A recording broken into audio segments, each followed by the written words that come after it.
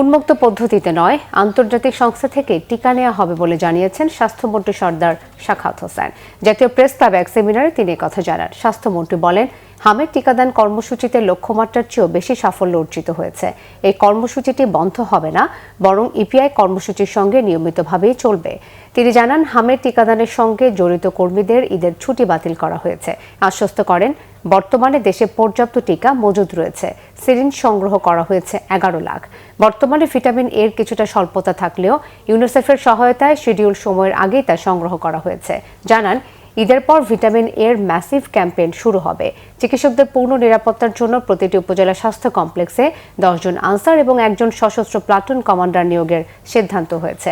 জেলা পর্যায়ের হাসপাতালেও ঈদের পর কঠোর নিরাপত্তা ব্যবস্থা নিশ্চিত করা হবে বলে জানান স্বাস্থ্যমন্ত্রী।